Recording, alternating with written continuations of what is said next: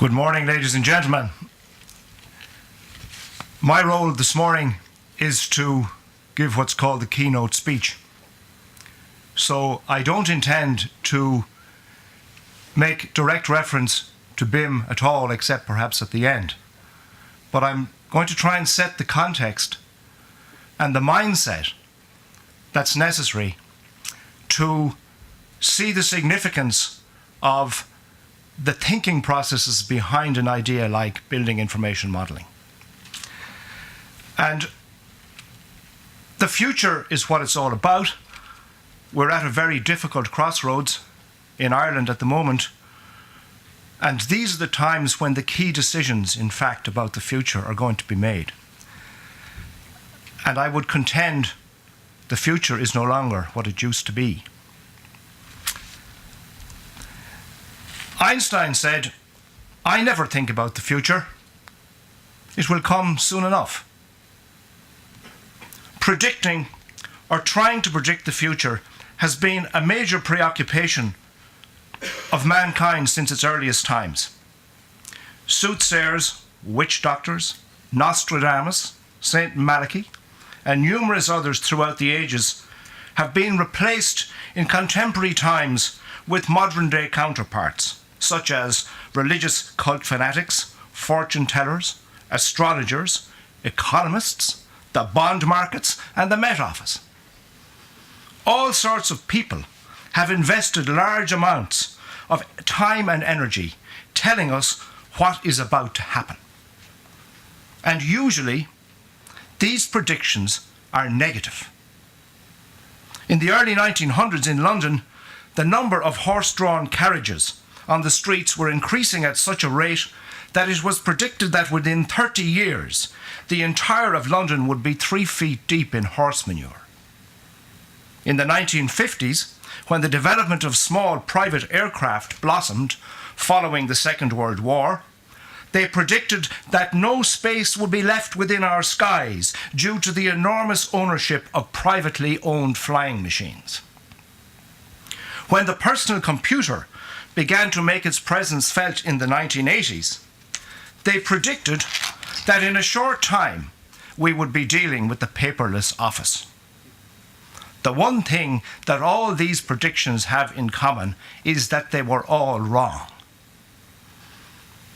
The other thing about predictions is that in most cases they are based on observation of what has happened already. And these events of the past are extrapolated to map out the shape of the future. In his book, The Black Swan, Nassim Nicholas Taleb makes the case that repeating patterns, combined with observation of the status quo, result in a type of mental security and position of comfort, based on the notion that if something has been occurring regularly, it will continue to happen like that in the future. We humans, in common with the rest of the biological world, have come to rely on these patterns, and they provide us with what we call peace of mind. A black swan in the Taleb sense is an improbable and unexpected event. Perhaps we've just experienced one. Before the discovery of Australia, it was thought that all swans were white. This was a given, about which nobody argued. It remained a given until the first black swan was observed.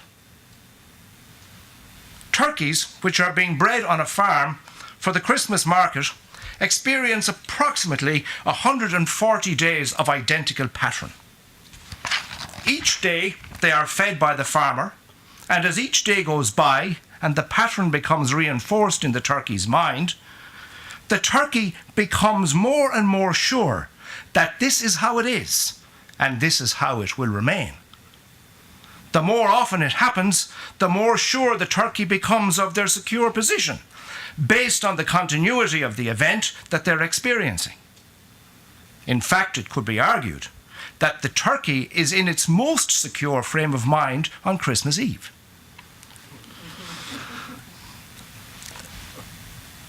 When Charles Darwin first published his work on the origin of species, and the principles of natural selection, a thinking process developed that caused humanity to begin to realize that nothing stays the same.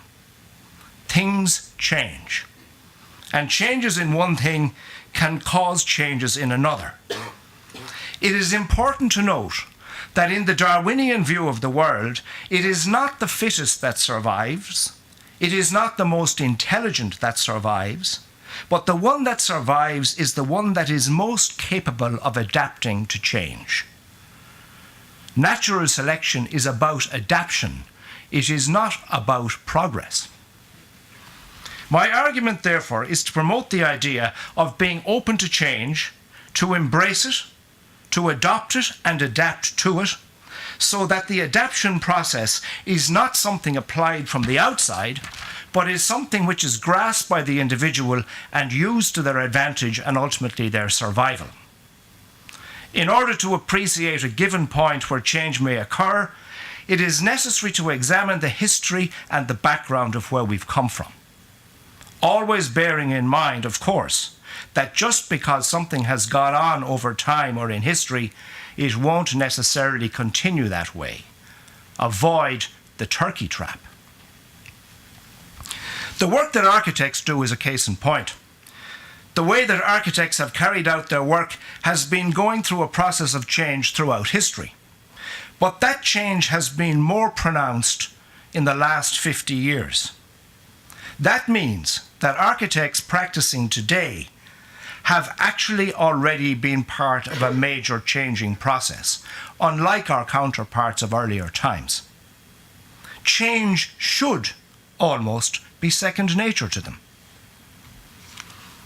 Beginning my studies as an architectural student in 1969, I entered an educational environment that was relatively constant. The methods which architects communicated their work to others, i.e. the drawing and the document, had changed little in perhaps hundreds of years. The pencil was king. The ability to make a drawing was a critical skill.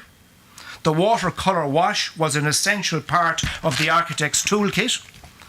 And the ability to print good quality hand lettering on drawings was considered of prime importance. Like the tiny wisp of cloud on the horizon in an otherwise clear blue sky, the only harbinger of change in 1969 was the fact that we were the first group of architectural students to begin using the metric system. Abandoning feet, inches, yards, and acres, abandoning the scale of 1/8 of an inch and 1/4 of an inch to a foot, to the measurement in metres and millimetres, and to the direct mathematical ratios of 1 to 10, 1 to 20, 1 to 50, and so on. The pencil was still king, and the handmade drawings were the only real means of communication. No architect was capable of functioning without the ability to represent the three-dimensional world on a two-dimensional paper surface. Sketching and drawing of perspectives were part of the architect's daily activity. But change was occurring. Very quickly, hand lettering was replaced by the stencil and by letraset. Textured adhesive films and magic markers replaced the watercolour. Documents previously produced by typewriter were now being assembled by word processor. And by the early 1980s, the computer had found its way onto the architect's desk, and it would only be a matter of 8 or 9 years before the running of a practice would almost be impossible without one. In the early days of the computer, much like the horse-drawn coach drivers of 1900s London, many members of the architectural profession predicted that the computer would never catch on. Or at best, it might be a useful tool for very large practices. Today, Frank Gehry claims that he designs directly with the computer, with no need for pencil and paper. Indeed, this process may be occurring in many more architectural practices since Gehry made that claim in the year 2000. The one thing that has not changed, however, is the simple fact that the realization of any project which involves more than one person depends entirely on communication. This communication can occur with a small or a large number of people, or even with a single individual in the process of talking to themselves. Drawing is a particular language which is used for a communication on a number of levels.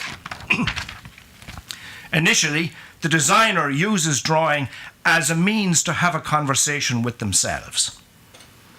There is a type of personal exploration between mind and paper.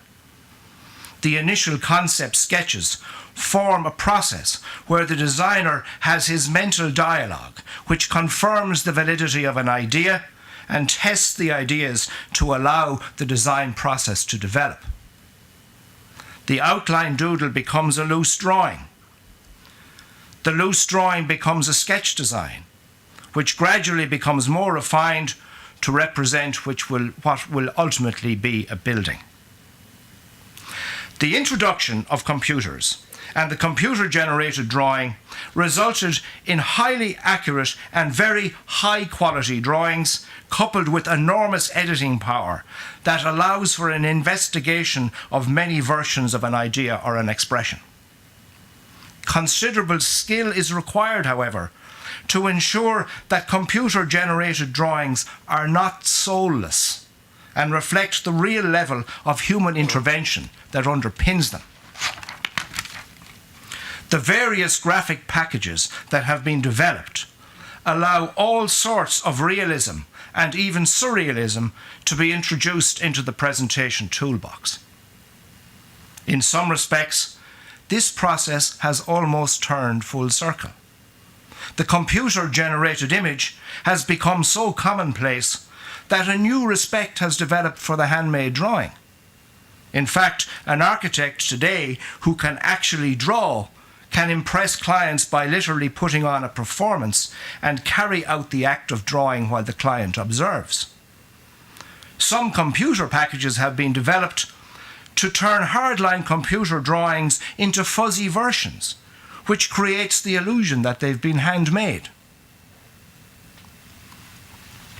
In parallel with the development of how drawings were produced and the way architectural ideas were being communicated, changes were also occurring in the structure and relationship between those who constituted the entire construction team.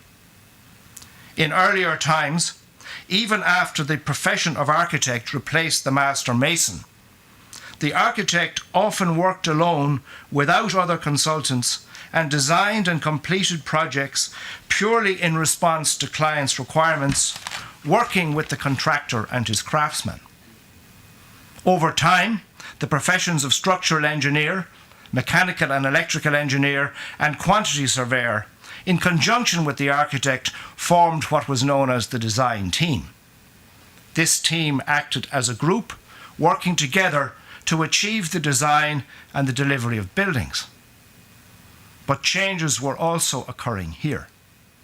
In the same way that the representation of drawings was changing, the entire construction industry